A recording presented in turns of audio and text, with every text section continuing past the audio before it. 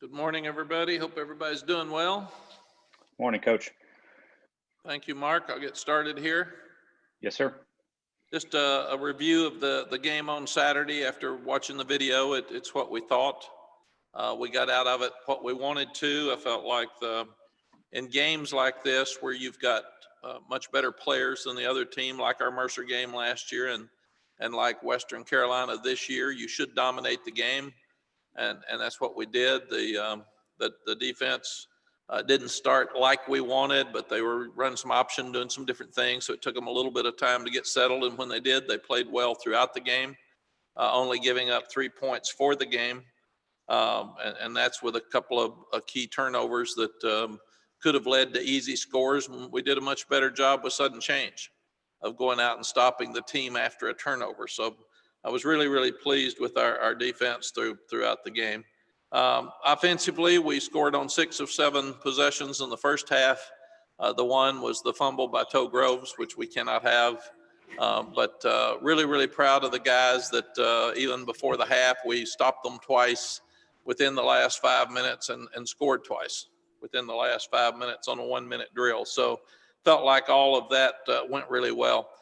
Defensively, we played well the second half. I was a little disappointed in the second offense that they didn't score, but 1 touchdown the second half. We had the turnovers with the quarterback hit and strip and run back for a touchdown and the interception. But I felt like that there were some individual players on offense that played well, but as a group, they didn't play as well as we would like for them to. Greg asked after the game, why didn't we run the same offense? But we did. There's just a lot of decisions that have to be made by quarterbacks, and sometimes it doesn't look the same because Sam's been out there a whole lot. So, but we tried to run exactly the same offense and when we got in there. Defensive player of the game was Kamen Rucker. He played really well. He was one of the leading tacklers, and the defensive coaches were very pleased with him. Offensive player of the game was Michael Carter. So a great way for him to finish at home with his touchdowns and long runs. And special teams player of the game was Daz Newsome, another senior that stepped up. Proud of him, especially with his punt returns, and he played well during the game as well. Mark Spears done a tremendous job at Western. We appreciate them making it work where we could have a game that the ACC asked us to play. And he did, his team was great with the COVID protocol. When they got back home after the game, they were all negative. So that worked really well in place of our Charlotte game. So it couldn't have worked better. So we appreciate Mark and his team and his staff for making this work when they have such we think we've got a unique fall with 10 games. They were only playing 3. So they had to work really, really hard, and those kids had to stay there to make this work. So we appreciate it. We did play 88 players. We only had 3 penalties, and a couple of those were actually turning in. But we felt like that it was a clean game and did a much better job overall, and got what we needed out of the game. Miami. Manny Diaz has done a tremendous job with some key staff changes that have really worked well for Miami. They also have recruited well when you look at their roster, and he's done a brilliant job with transfers.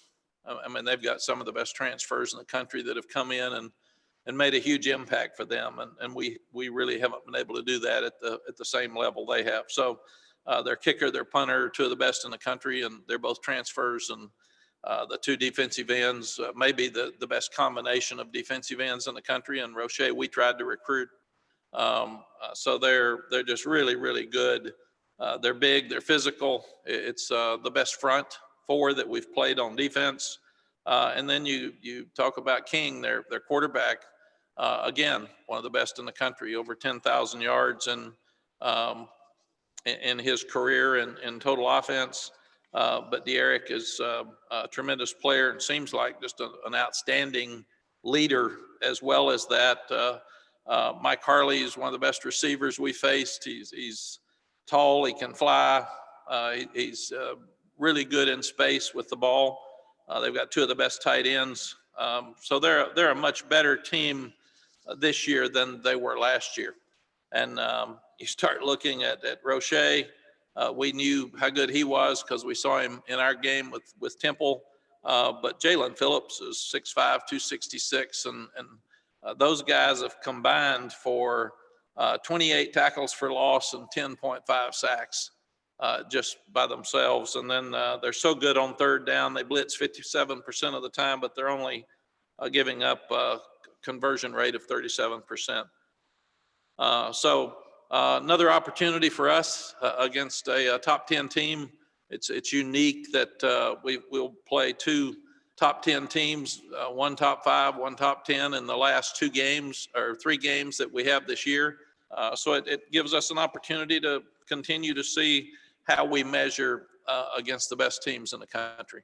And also proud of these guys that they've got another ABC primetime game at 3:30. I mean, people are looking at this program and recognizing that we're making progress. And we played, as I said, a good ball game on defense versus Notre Dame. We played a good half versus Notre Dame on offense. We still haven't put our best complete game together. Question marks? Okay, guys, if you have a question, please use the raise hand function. Our first question comes from Tim Reynolds. Tim, go ahead. Good morning, Coach. Morning, Tim. With Trevor and with Ian Book and of course with Sam and De'Eric, there's such depth of elite quarterbacks in this league right now. Do you recall a time when this conference, or really any conference, had this many guys who were just really, really good at that position? Tim, I really don't remember this conference, but I wasn't around for a long time. But in my 10 years, it wasn't like this. I do remember a couple of years in the Big 12 where there were 5 or 7 elite quarterbacks in the country. But you look at 2 things right now. With the addition of Notre Dame this year, you would have to argue that our league may be the best league in the country. And to do that, you've got to have the top quarterback. So I think without question, these guys are good. I mean, De'Eric's, he is like Ian Book. He's hard to bring down. He's hard to tackle. He can throw it in the pocket, but you blitz him, you can't tackle him. And then he gets out of the pocket, he can run and throw and puts so much pressure on your secondary and your linebackers. Do you come up? Do you stay back? And I think that's one of the main reasons they're winning. Thank you, Coach. Thank you. Okay, our next question comes from Greg Barnes. Good morning, Mac. Along the same lines, when you were hired, you talked about wanting to put in an offense that was similar to what Oklahoma was doing with Lincoln Riley. This current offense is on pace to be rank as one of the top offenses in UNC football history. Is this kind of what you envisioned, and kind of where can this offense improve? It is what I wanted. It is what I envisioned. And Phil Longo said we will take a tremendous jump, maybe a 10-point jump and 100 yards at least in our second year from the first year. And he's done that. They've delivered with what they've said. We also wanted to improve short yardage and goal line with touchdowns. We've done that. We also wanted to continue to protect the ball. We've done that. I think the 2 biggest things are, in my estimation, is we need to show that we can run the ball consistently against a great defense, like Miami has this weekend. And then when you do that, you protect better. And we didn't run the ball as many times against Florida State and Virginia as we have in some other games. I think we had 20-something carries, but we had a lot less production. And then when we do that, we've had more sacks. Some of those sacks have been we hold the ball too long. Some have been running back. Some have been tight end. Some have been offensive line. Everybody wants to blame the offensive line. But so I think that's the biggest thing that I see, is that we need to be able to keep our balance when somebody is saying, I'm going to stack the box so much, I'm not going to let you run the ball, then you've got to be able to still find some runs, but then you've got to be able to protect and throw the ball well enough to win the game if they do that. And in the losses we've had, we have not run the ball as well as in the others. Thank you. Thank you. Our next question comes from Andrew Jones. Hey, Coach. Last game of the regular season in your second year, and there's a lot on the line with this game, especially with the quality of the opponent you're playing. Is it too much to say that you can learn a ton about where the program is at this juncture based on how you guys prepare this week and what happened Saturday? Andrew, I would say that, number one, every time we play, there's a tremendous amount on the line. But the game that gets talked about the most that we've played this year is Florida State, because that's one we lost that people thought we were going to win. The next game that gets talked about the most is Virginia, and then the third next one would be Notre Dame. So people talk about your losses. They talk about the things that you don't do well. That's who we are in modern day, and that's okay. That's just what it is. I think we know where we are. We're a team that's making tremendous progress. We're getting better in every area. The question is, are we ready to beat a top 10 team or not? I thought we might be against Notre Dame. We weren't. So Miami's playing as good as Notre Dame now. They've improved so much from last year. They've improved so much since their Clemson game. It doesn't even look like the same team. So they are deserving of a top 10 team in the country. In fact, I think you'd have to say that Manny Diaz should be in the discussion for Coach of the Year to show the progress that they've made since last year in every area. So I think the question is, are we ready to take the next step and beat a top 10 team, which I think we've done twice since I left here. So it hasn't been a regular occurrence. So I think we know who we are, we know where we are. The question is, are we ready to take the next step? As you go through your regular routine getting prepared for a game, is there a part of you that kind of sits back and looks at this opportunity and you kind of realize how interesting the opportunity is for you guys? Are you maybe fascinated to see how your team may end up preparing during the weekend, performing, just to get an even better idea where you guys are? Yeah, there's no doubt I love these games. These games are a lot more fun than the ones you're supposed to win. Because the one you're supposed to win, everybody expects you to win. And when you do, everybody says, they're supposed to beat them.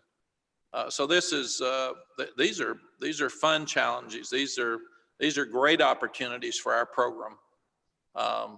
In the early stages of our program to take a huge step in people's mind. Now, what I did learn here before and what I learned at Texas, if you beat Miami, then it's, well, you got to win all of them now.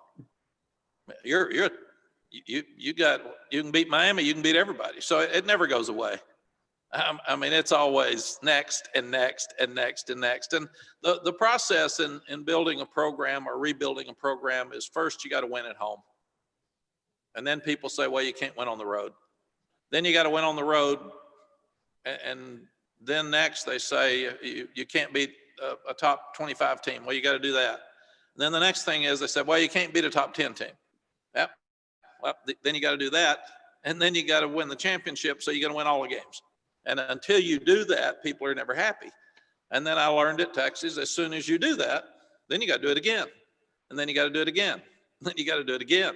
So what you do is you try to do the best you can do with your team per week and not worry about all the other stuff that happens or the perception or where you are. You just want to do the best you can do. Thank you. Appreciate that. Thank you, Andrew. Okay, let's move over to CL Brown, please. Hi, Mac. Even during this pandemic, the road trips have been where a couple of the losses came. I was wondering what, if anything, you do differently based on those losses at Virginia and Florida State in preparation for Miami. Yeah, CL, we've looked at that. The two road games we've lost have been night games. So the number one thing you do with the pandemic and your road games is stay safe. and we've been able to do that. I mean, we wear N95 mask. It's required. We wear it on the bus. When we're going to the airport, we wear it on the plane. You can't eat or drink on the plane or the on the bus on the way to the airport. You have to hydrate before, and you have to hydrate when you get off. We're trying not to spend we thought maybe we spent too much time at the hotel at Florida State, so we're going later to Miami to try to get in late enough just to get there and go to bed for a 3:30 game the next day. But the most important thing is that you have to stay safe. That's what the pandemic's been about, and our medical staff and our trainers, they've really taken care of our guys, and our guys have been good with the guidelines. Other than that, we've looked at everything. Go play good. I mean, there are no excuses. I do think the people asked me the other day, is there a home field advantage without crowds? And I thought the home field advantage is the other team has to travel, and in a very uncomfortable travel time. So that would be the home field advantage. Is I loved playing our games at home this year and at noon, because the guys could get up, they could grab and go with their pregame meal, which is so unusual, go to the stadium and play. And then they had the rest of the day to spend time with their families. But the night games are longer. I'm glad this one's at 3:30. And kind of expanding on that and probably knocking on wood here a bit, you guys have had a relatively, outside of the Charlotte game, of course, your season hasn't been chaotic or disrupted a lot because of COVID coronavirus issues. When back in August, when everything was starting and being laid out for this season, did you envision that it could be like this, where you were figuring it'd be maybe more postponements or cancellations of games for you guys? CL, I had absolutely no clue, like the rest of us. I do know the day that, and I've said this, the day that the Big Ten and the Pac-12 canceled, that's the only time I thought we wouldn't have a season, that day. And I, again, applaud so much the ACC, the chancellors, the presidents, the ADs, and John Swofford and the ACC office, because I do think we've had less issues and the ACC has handled their season better than anybody else. And I see people trying to get to 6 games. I see people trying to get to 5 games. We're getting ready to play our 11th game, which is a miracle in this environment. And a credit goes to a lot of different people, including our staff and our kids. And I know could happen this week. I mean, I understand with this virus, any of us are susceptible to not having games at all. But I'm so excited that we've made it this far. And it looks like we'll get to play Miami this weekend, most likely. And then it looks like we'll have an opportunity to play in a bowl game. Now, I do think from what I'm hearing for bowl games, it'll be like an away game. There won't be events, and you'll fly down, you'll spend the night, you'll play the game, and you'll come home. So I don't think it's going to be a bowl season. It will be a bowl game. And I hate that for the kids, but they've learned, like all of us, this is a year of change, and it's a year of differences, and we've just got to make the best out of it that we can make. Thanks, man. Thank you. All right, next up is Ross Martin. Hey, Matt, got a few for you here. What do you think has been the most improvement you've seen on the defensive side of the ball, maybe from the Wake Forest game to now, including the bye week in Notre Dame? Ross, I don't think there's any question that what I've seen is the run defense in the front 7. We're playing better technique. We're playing with better leverage. We're stopping more runs. We stripped 3 balls on Saturday. We only got on 1. We've got to get on them now. We're not used to stripping them. So when they're on the ground, we've got to get the ball. So it's kind of like they said, if there's a whole lot of people around it, it's like the city ball.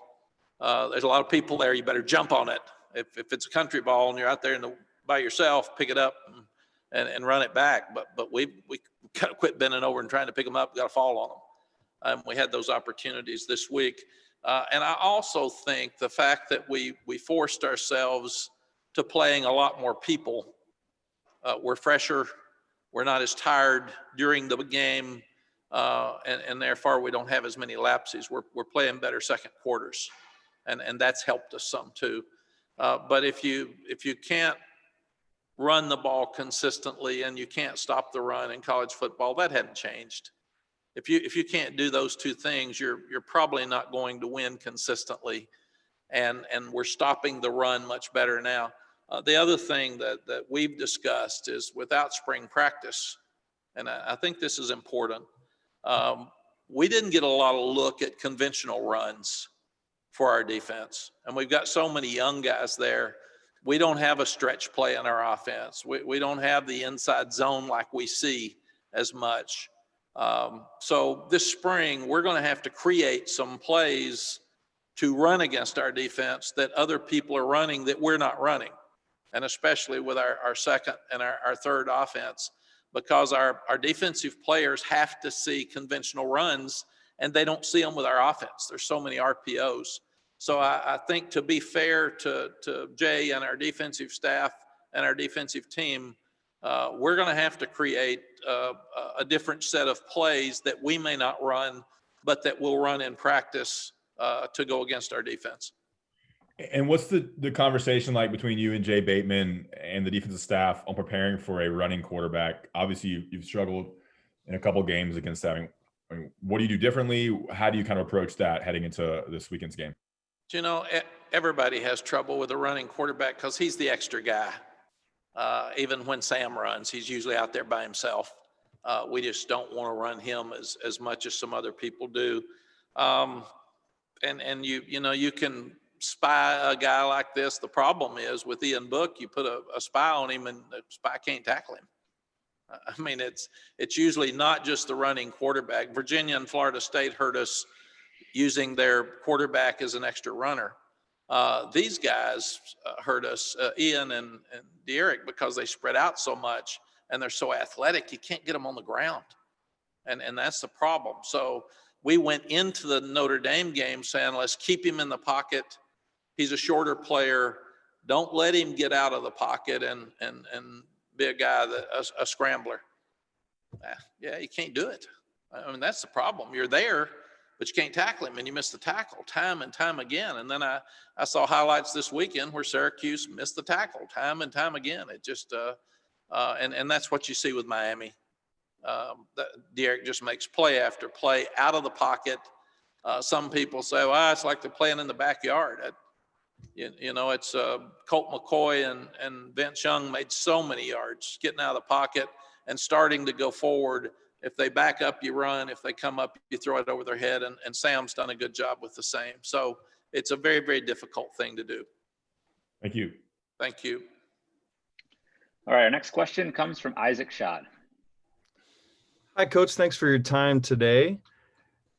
I was curious if you have started to process the things that you would take away from this COVID season that might become permanent things. It seems like in every occupation, people are starting to realize, hey, here's some new things that are going to be long-term things that stay the same now. Have you started to process any of that from a football standpoint?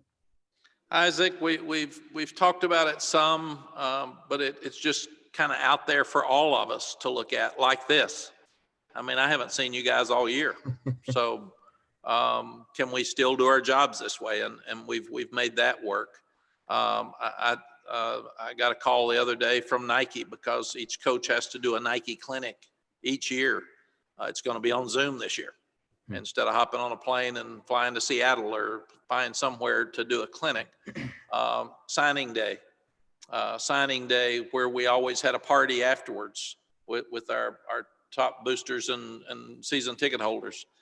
We'll be doing Zoom this year with recruits. We'll be doing Zoom with our boosters.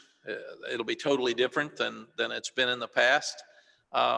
And then you're looking at all the things with the 22 recruits. It didn't hurt us as much with COVID with the 21s because we had them here to games before COVID came. We had them on campus for basketball games before COVID came. And now the 22s, we haven't even met. So our coaches were talking the other day about, well, I'm not going to commit a guy till I meet him. I said, then you're not going to commit him because you can't meet him. So your meetings now have to be with you and his coach and his family on Zoom. So you're going to have to start making decisions that are different than they were. We always try to go visit some other staff that's doing things similar to us that we want to learn from. That'll have to be on Zoom this year. I was asked the other day to be one of the featured speakers at the American Football Coaches Association banquet or convention. That's going to be on Zoom this year. So I do think that so many things are different for us. They're getting more like the norm. And it's just like this. I mean, we've forgotten that we even had press conferences live. So is it easier for you all not to have to drive here? Is this something we'll do after the pandemic's over? Is it easier for you to cover 3 teams if some of you are having to cover other teams if you do it on Zoom? And all of us can try to make sure our press conferences are at different times so you can cover them. All of those things are just different. When will we be able to have a team meeting where we can go back to our team room? We haven't been in our team room since the middle of March.